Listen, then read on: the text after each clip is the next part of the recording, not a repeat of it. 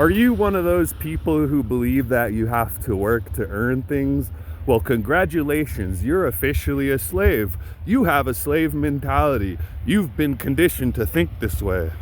The content on my page is designed to help you break down these cultural narratives. You guys ever hear that quote, if you repeat a lie often enough, it becomes the truth? You gotta work to earn!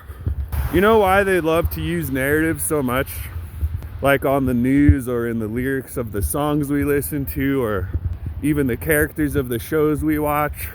Because they're designed in such a way so you don't have to think about it. What you're saying. It's designed to sound catchy so that you continuously repeat it. You gotta work to earn. You gotta work to earn.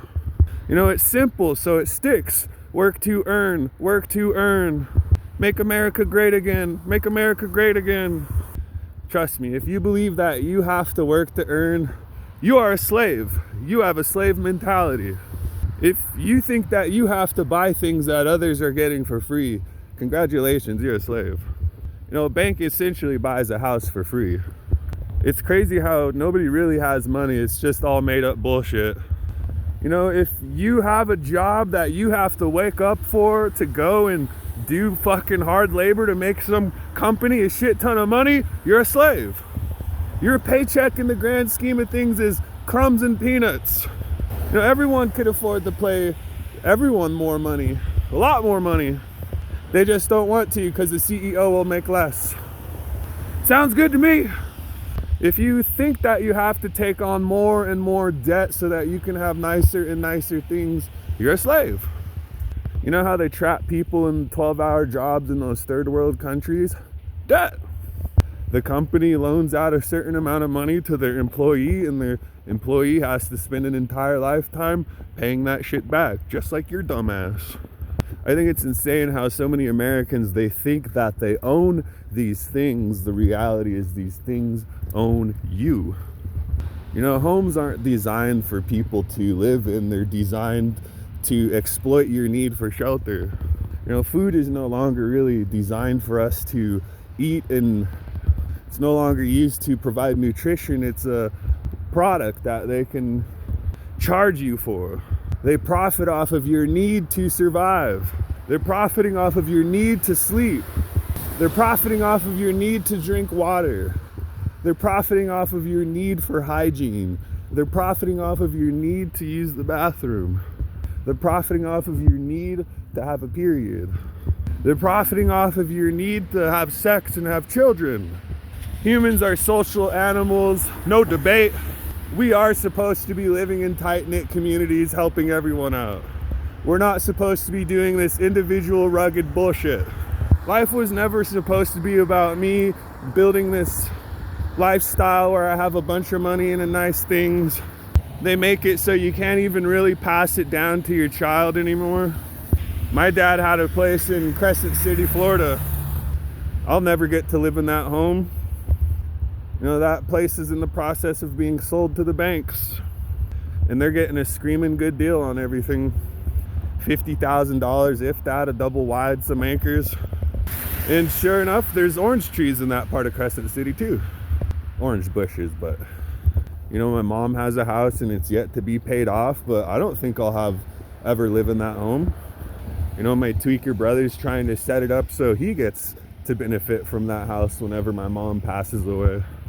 That's what I hate about money, is how it tears families apart. My older brother has already staked his claim on my mom's land, on my mom's home. I already see it going like that. He's the older brother. He feels entitled. I've been living here such and such long amount of time, and I've done so much for this house. What have you ever done? And I feel more at home, sadly, being outside in the fresh air than I do sitting inside of a house anymore. You put me in a house around a bunch of people, and it just doesn't feel right anymore. The best way I could explain it is I just feel like I'm in somebody else's space. That's kind of why I don't like to crash on couches, because whether people offer you that couch or not, eventually they're going to get sick of looking at you. And people will start to feel entitled. Well, I know I said you could crash on my couch, but... And I think it's really unfortunate that that's how American culture has grown and developed is this, what can you do for me? Kind of like how men see women as a slave of sorts. It's like, what can you do for me? You're gonna cook me dinner every day? You're gonna jack me off every day? You're gonna let me hit raw every day? Treat you like fucking shit?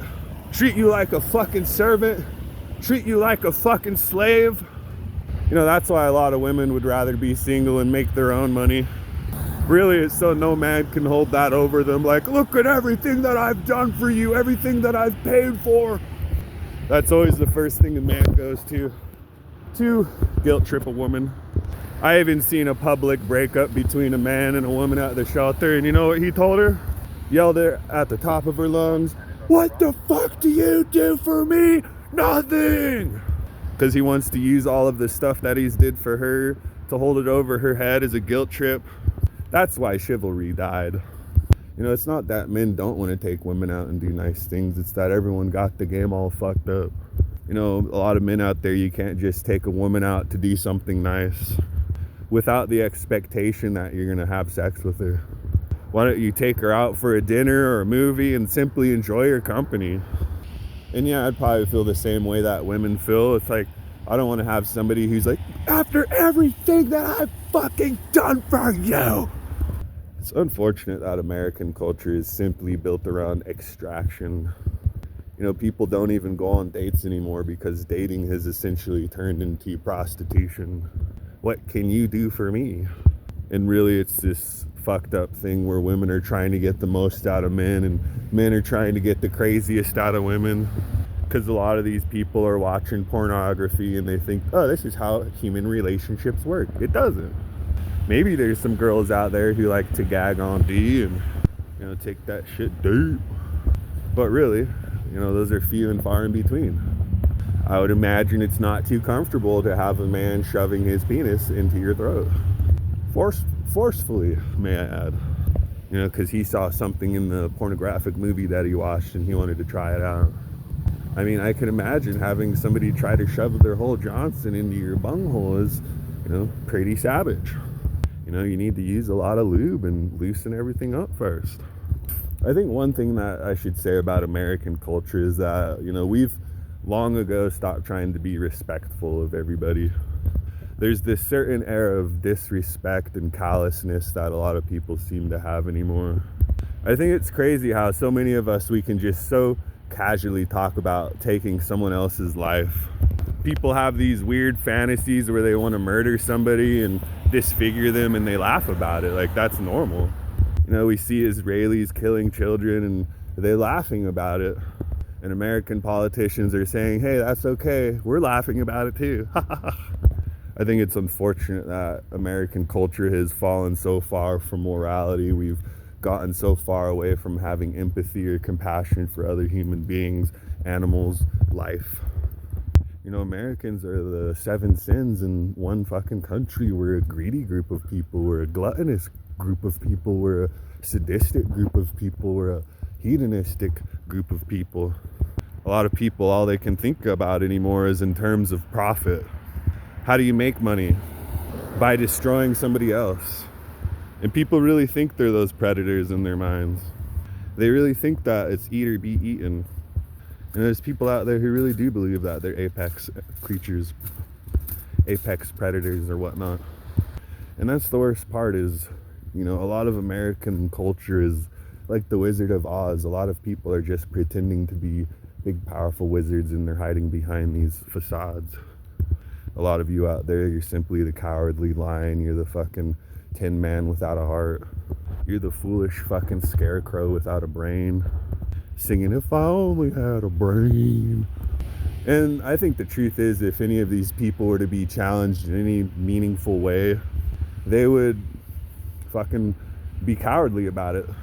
They would cry, they would beg for mercy, they'd plead for their lives. And that's the person you don't get to see behind the character that they're trying to play on the TV. I think it's wild that we grew up with all of this anti-bullying shit, and all of these nerdy people who got bullied in fucking middle school and high school are now ultra wealthy, and they're trying to, and their trauma has to play out across the world because they didn't go to fucking therapy. They can't go to a gym. They can't smoke a doobie like a normal person.